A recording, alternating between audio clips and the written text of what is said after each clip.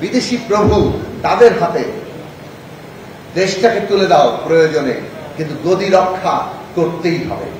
সার্জিস, আসিফ, এরা যে বৈষম্য বিরোধী ছাত্র আন্দোলনের একজনের সমন্বয়ক হয়ে উঠছিল, তারা মানুষের আশা ভরসার জায়গায় এসেছিল। কিন্তু এর মানে এই নয় যে এই একটা ঘটনার মধ্য দিয়ে অভ্যুত্থানটা সংগঠিত হয়েছে। অভ্যুত্থান তৈরি করতে 2011 সাল থেকে টানা সংগ্রাম করতে হয়েছে। বহু মানুষ গুম খুনের শিকার হয়েছে, বহু মানুষ নানাভাবে অত্যাচারিত হয়েছে, লক্ষ লক্ষ মামলা, লক্ষ লক্ষ মানুষের বিরুদ্ধে তার দিনের পর দিন কারাবরণ, এই সব ছিল এর প্রেক্ষাপট। এবং পুরো বাংলাদেশকে বিক্রি করে দেওয়া, গদি রক্ষার জন্য তারা যে কোনো কিছু ছেড়ে দিতে প্রস্তুত। ভারত যা চাইবে তাই দেওয়া হবে, কেবল শেখ হাসিনার গদি রক্ষা করতে হবে। এইরকম একটা ব্যবস্থায় বন্দোবস্তে বাংলাদেশকে নিয়ে যাওয়া হয়েছে।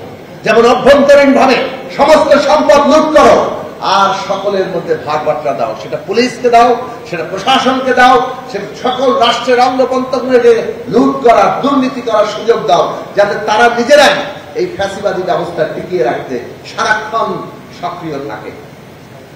অন্যদিকে বিদেশি প্রভু তাদের হাতে দেশটাকে তুলে দাও প্রয়োজনে, কিন্তু গদি রক্ষা করতেই হবে।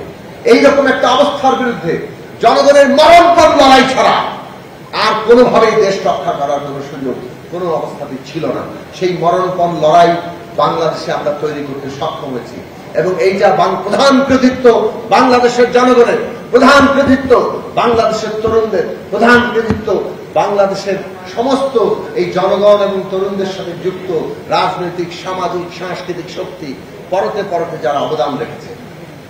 ইতিহাসকে সংকীর্ণ জায়গায় দখলদারি করার প্রবণতাটা ফ্যাসিস্ট প্রবণতা। আমরা আওয়ামী লীগের মধ্যে দেখেছি পুরো 71 সালের মুক্তি সংগ্রামকে প্রথমে দল, তারপর একটা পরিবারের কর্তৃত্বে নিয়ে যাওয়া হলো, যেন এটা একটা পরিবারের বীরত্ব গাথা, পরিবারের এই সংগ্রামের কাহিনী। আর কেন বাংলাদেশের মানুষের সেখানে কোনো ভূমিকা ছিল না। আমরা 24-এর গণ অভ্যুত্থানকে সেই জায়গায় দেখতে চাই না। আমরা যেমন 71-এর মুক্তিযুদ্ধের ইতিহাসকে জনগণের ইতিহাস হিসাবে সামনে আনতে চাই, 24-এর গণ অভ্যুত্থানের ইতিহাসকেও জনগণের অভ্যুত্থান হিসাবে আমাদেরকে সামনে রাখতে হবে। এবং সেইটা যদি প্রতিষ্ঠা করা যায় তখন জনপ্রত্যাশা গুরুত্বপূর্ণ হবে। মনে রাখবেন, ইতিহাস কেউ যদি দখল করতে পারে তখন সেই শক্তি রাজনৈতিক সমস্ত ক্ষমতাকেও দখল করতে পারে। এবং এই কারণে শাসকরা সবসময় ইতিহাস দখল করতে চায়। জনগণের সংগ্রাম হচ্ছে শাসকদের এই ইতিহাস দখলের তৎপরতা থেকে জনগণের ইতিহাসকে মুক্ত করা।